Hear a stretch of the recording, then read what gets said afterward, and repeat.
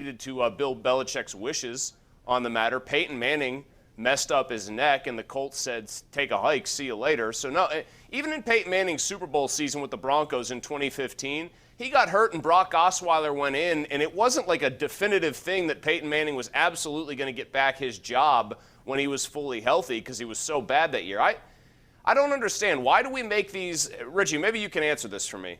Why do we generally as sports fans even sort of entertain the idea that specifically star quarterbacks are allowed in their twilight, games, weeks of their career to call their own shots? We wouldn't let that happen in any other sport. Albert Pujols is one of the greatest baseball players I've ever seen. He's a bench warmer now with the Dodgers because he's not that good anymore.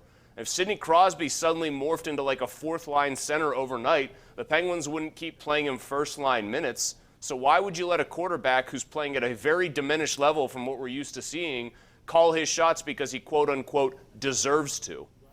I don't think he should call his shots, but I think they should show him some respect, right, in the organization.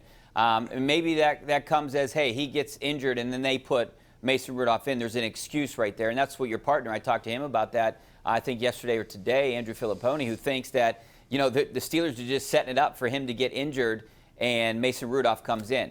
I don't believe in these conspiracy theories, but I do think that Ben Roethlisberger deserves some kind of respect. Now, I did say I didn't think he should come back this year, or the Steelers should have let him come back this year. But I guess both parties thought it was best for the team. So hold on.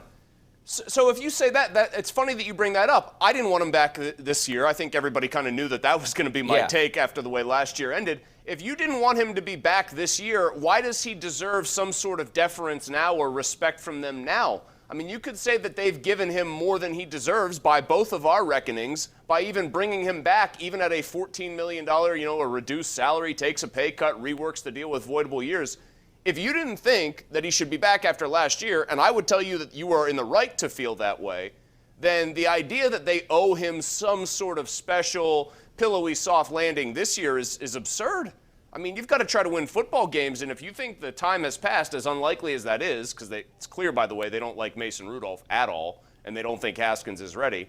But if you were Mike Tomlin and thought this guy is no longer our best chance to win football games, you owe it to the rest of those guys in that locker room to get him out of there. Forget about respect for the guy and all that he's done. At some point, now jobs are on the line. I mean, this is the NFL, right? So Mike Tomlin's going to make the right decision for his future. Kevin Colbert's going to make the right decision for his future, even though he could potentially retire after this season. So guys are going to have to make the right decision. Matt Canada, all these guys, obviously it's his offense. He doesn't want to look back because this could hurt him in the future. This all kind of hinges on Ben Roethlisberger, I guess. But at what point do you pull the cord? Like if he has 2 more games like this, do you just say, hey, we got to try something else here? Well, wait. First off, I don't think it's Matt Canada's offense. I saw Jerry Dulac write in the Post-Gazette that maybe Matt Canada is hamstringing Ben with some of the lack of freedom for audibles and what have you. Their offense looks like the offense they ran last year when Canada was just the quarterback's coach. It looks more like Ben's offense. Get rid of the ball quick, a lot of dump passes, let the wide receivers try to make plays for you. So I don't even think it's Canada's offense. If you want a tangible answer from me, though, on when I would pull the ripcord here if this doesn't get better, it would be after this week. That Broncos defense is banged up. Some of their guys, Patrick Surtain, left with an injury last game, I think a chest injury. They don't have their full complement. Bradley Chubb is nicked up for them as well. But if Ben goes out against a pretty strong defense and delivers another stinker of a game, maybe with a couple of turnovers, things like that, I'd do it right then and there. You'd be 1-4. Your season would be circling the drain, You could use a shot in the arm, and Seattle's got a very porous defense. I'd put Mason Rudolph in there and try to get some kind of a spark heading into the bye week. Yeah, the season isn't over yet. If they win these next 2 games, they're 3-3, almost kind of back in it. Do you have faith in them? No, I don't. Do you have a good vibe about it at all? No, I don't. I haven't seen anything from this offense. They can't really run the ball. They did a little bit, but, this offense isn't working. Everyone can see it. I don't know why they keep sticking with it. It's just not working. I don't know what you can do right now. The car's in motion. They're trying to respect the quarterback. You say, why are they sticking with it? Because they're continuing to trot out the guy who wants to run the offense this way. That's my answer. I don't really know how there's any other interpretation of what they've chosen to do here on that side of the ball. Ben likes to run things this way.